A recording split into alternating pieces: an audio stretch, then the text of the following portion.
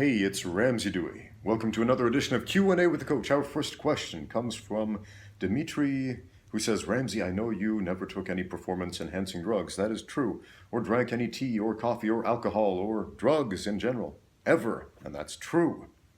I would advocate the same for you. But he says, what is your opinion on protein powder and other goods, like supplements, that they typically sell in stores with sports foods? Okay. We can divide supplements into basically two groups. Okay?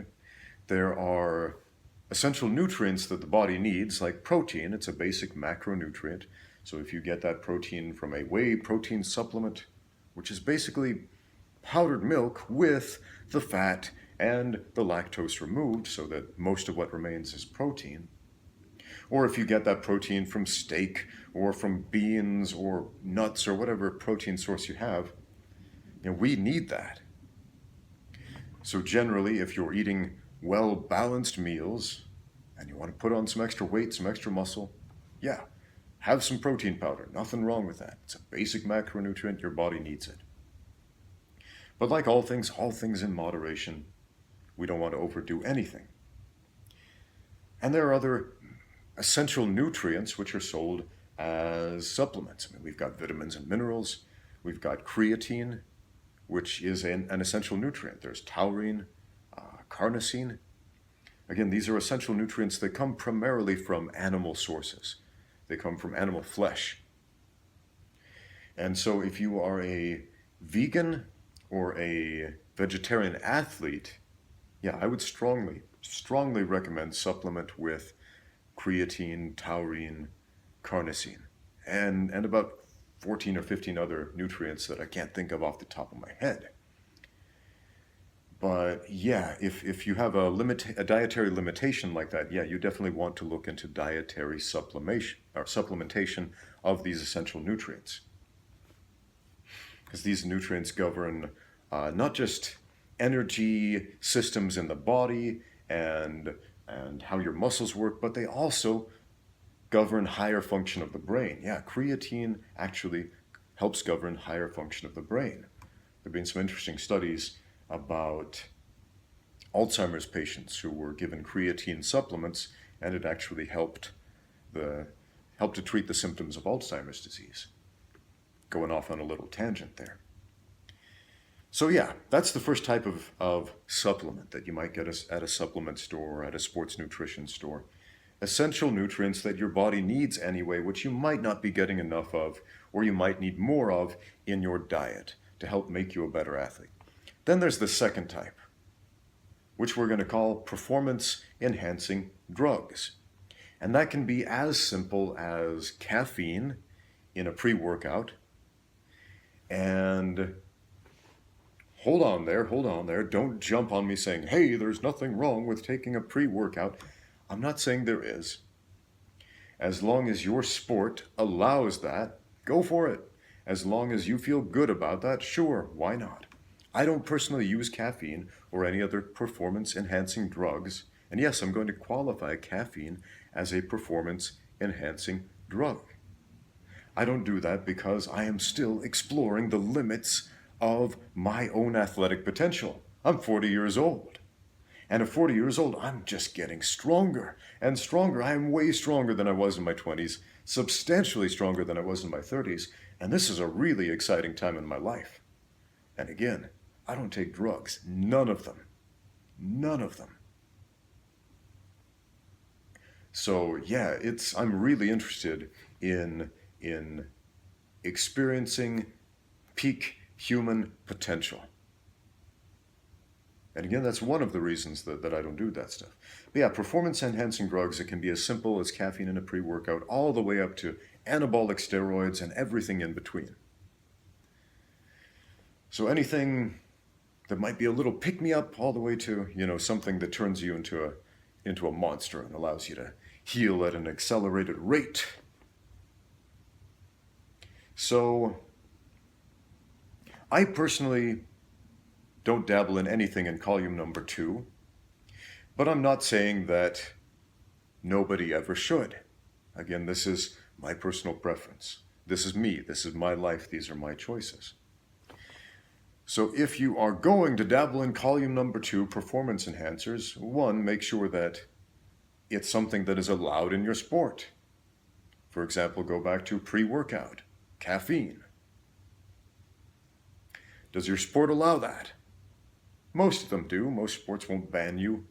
Most athletic commissions won't take away your license for using caffeine. Now, one of the reasons that I don't advocate using caffeine is because of what it actually does to your brain and what it does to your sleep cycle. It is a neural inhibitor. A neural inhibitor that inhibits the brain from absorbing adenosine ions. So going back to the energy systems of the body, the way energy is made and recycled and used in the body, inside every cell, going back to high school biology. Remember the organelles inside of the cells of the body. We have these little organelles inside every cell of the body of an animal cell called a mitochondria. That's the energy processing unit of the cell. That's where energy is made. How is it made? There's a molecule called ATP, adenosine triphosphate. And inside the mitochondria, those are broken down. The ions, the adenosine ions, are broken off of the phosphate ions. And then they go out into the bloodstream, and they can potentially be recycled with creatine phosphate.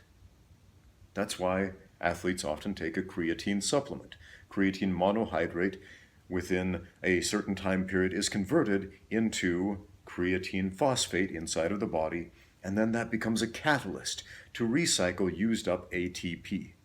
So a phosphate ion breaks off of the creatine and then attaches itself to the to the phosphate ion. And then we have ATP again. We got those 3 phosphate ions stuck back on there. That ATP molecule is ready to go again and produce more energy. But what happens to those phosphate ions and those adenosine ions that are used up? The adenosine ions with all the phosphate broken off, what happens to those? Well, they float around in your bloodstream until they collect in the brain. Yeah, they collect in your brain, they pool up there, and they make you sleepy. And then we sleep. And something magical happens when we lie down and we sleep and we drift off into unconscious slumber. The brain processes those adenosine ions. And then we wake up feeling refreshed and we're like, hey, I'm not tired anymore. I can get out there and do stuff and fight and jump and run and conquer the world. But what happens with caffeine? Again, it's a neural inhibitor. It goes into your brain and prevents the brain from correctly absorbing adenosine ions. And so you don't get sleepy. You don't feel that tiredness. See where we're going here? But it's not just that. Caffeine has a half-life of sorts. It's not like a lot of other drugs that will be flushed out of your system within 24 hours or 72 hours or whatever it is. If you keep taking caffeine, it stays in your body for longer periods of time because you only flush out about half of it at a time. So in a day, you only get rid of about half of that caffeine that you ingested. And then in another day, only about half of that. So you're left with 25% of what you initially ingested, and then about half of that the next day.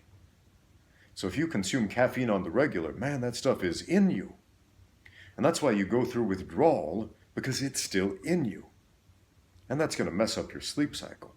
So I know this was a question about, supplements, bad or good, and I'm going off on this big tangent about caffeine, but it's important because a lot of that stuff that you get at these supplement sports health stores contains caffeine, pre-workout, for example. And a lot of people will swear by that stuff. Oh, there's a phone going on. Don't worry about that. Not going to answer. Man, when was the last time you heard a landline telephone? Yeah. Anyway, where was I? Yeah, a lot of people will swear by these pre-workouts, and they will get fantastic results because it gives them extra energy to lift weights and run and jump and do all this stuff that they wouldn't be able to do normally. And so maybe people down in the comments are saying, hey, I use this stuff and it's good. Now here is what I'm going to say, and I've said this before, and I'll say it again. If it gives you the result that you want, then that's the right way. So if the result that you want is this temporary explosion of energy in the gym so you can lift those weights and do the work, and you're not concerned about the long-term ramifications of your sleep cycle and interrupting your circadian rhythms, then great, do it. But if you understand that good sleep is just as, if not more important to your athletic performance than pulling up that extra few pounds on a deadlift or squatting that one extra rep. Because if you're not sleeping right, man, nothing else is going to matter as far as athletic performance. You need your sleep. Sleep, man, that is the most important performance-enhancing drug there is. And so if you are replacing sleep with anything else, any other substance introduced in your body artificially, cut that noise out of your life right now. You need your sleep, friends. So again, to recap, 2 basic types of supplements, stuff your body needs anyway, and could probably use more of. Yeah, go for that. Use that in moderation. Don't use it to replace the nutrients that you get from plants and animals that you eat. Make sure most of your nutrition is coming from good, nutritious whole food.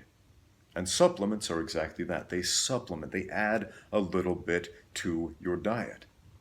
So that's number 1. And number 2, performance-enhancing drugs. And as far as that goes, if it gives you the result you want, but be very careful about what you want, because what you want is not always what you need. If it gives you the result you want, then that's the right way. Thanks for watching. Now get out there and train.